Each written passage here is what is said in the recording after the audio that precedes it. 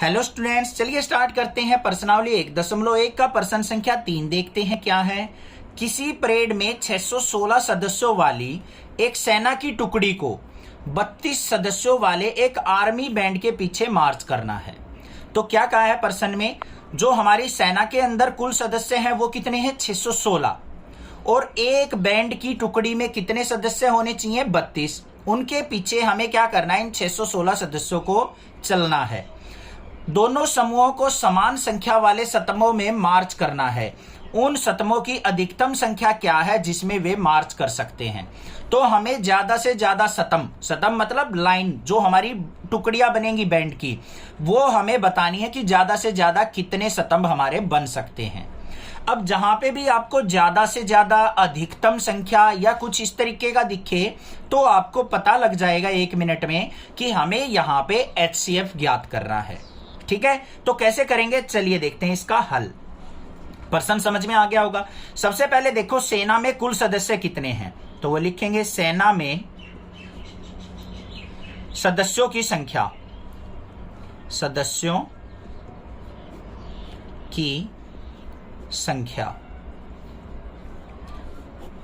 वो कितनी है बच्चों, हमारी 616 टोटल सदस्य हैं। कुल सदस्य कितने हैं, 616। और जो एक बैंड में सदस्यों की संख्या वो कितनी होनी चाहिए, 32। तो यहां पे क्या लिखेंगे, सेना बैंड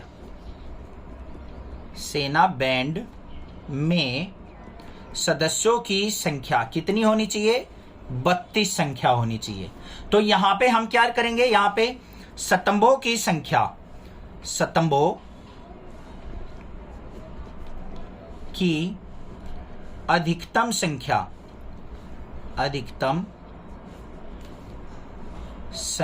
के लिए क्या करेंगे हम बच्चों, 616 और 32 का HCF ज्ञात करेंगे, HCF प्राप्त करेंगे। ठीक है, अब HCF ज्ञात करने के लिए हमें क्या करना पड़ेगा, यहां पे यूक्लिड विभाजन एल्गोरिथम का प्रयोग करेंगे। क्या करेंगे, यूक्लिड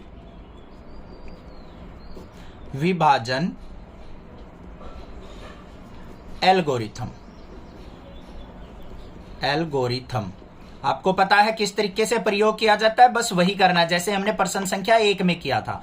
सबसे पहले देखो, दोनों संख्याओं में 616 जो है वो बड़ा है किससे, 32 से। ठीक है, तो हम क्या करेंगे, यहां पे पहला चरण लिखेंगे, चरण 1 में क्या होगा हमारा, 616 बड़ा है 32, तो यहां पे क्या करेंगे हम, 616 और 32 पर एल्गोरिथम प्रयोग करने पर, एल्गोरिथम लगाने पर या प्रयोग करने पर, कुछ भी लिख सकते हैं, प्रयोग करने पर। अब ध्यान से देखो, हमें क्या करना पड़ेगा, जो भी हमारी बड़ी संख्या है, कौन सी है, 616, उसको हम भाग करेंगे किससे, 32 से। अब 32 से भाग करेंगे तो किस पे जाएगा, ये 19 पे जाएगा। 19 की और 32 की अगर मैं गुना करूं तो वो क्या हो जाएगी, 608, और यहां पे जो शेषफल बचेगा वो क्या बच गया, 8 बच गया। ठीक है, अब इसको हम क्या करेंगे, अपनी यूक्लिड विभाजन एल्गोरिथम के रूप में लिखेंगे। क्या होता है, A बराबर है BQ जमा R। अब A का मान क्या है हमारा, यहां पे जो सबसे बड़ी संख्या है जिसको हमने भाग किया था, 616 बराबर है 32 हो गया हमारा भाजक, और भागफल क्या हो गया हमारा 19, और शेषफल क्या हो गया 8। अब यहां पे लिखेंगे 8 बराबर नहीं है 0 के, मतलब शेषफल हमारा 0 नहीं है। तो हमें क्या करना पड़ेगा बच्चों, चरण 2 पे जाना पड़ेगा। चरण 2 में हम क्या करेंगे, इन दोनों का प्रयोग करेंगे हम, जो हमारा भाजक था और शेषफल था। तो यहां पे क्या लिखेंगे, 32 बड़ा है 8 से, इन पर एल्गोरिथम प्रयोग करने पर, ऐसे लिखो या ना लिखो कोई दिक्कत नहीं। अब हम क्या करेंगे, 32 को 8 से भाग करेंगे बच्चों, 8 चौक 32, शेषफल कितना आ गया, 0, बस हो गया काम। तो इसको हम अपने विभाजन एल्गोरिथम के रूप में लिखेंगे, तो 32 बराबर है 8 गुना 4 जमा में 0, लिख दिया। अब यहां पे शेषफल क्या आ गया हमारा, शेषफल बराबर है 0 के, अतः अधिकतम, यहां पे अब क्या लिखा जाएगा, अतः अधिकतम स्तंभों की संख्या कितनी है? HCF कितना है हमारा? ये वाला जिस भाजक से हमारा शेषफल 0 आए वही HCF होता है। स्तंभों की संख्या 8 है। बस ये उत्तर हो गया हमारा।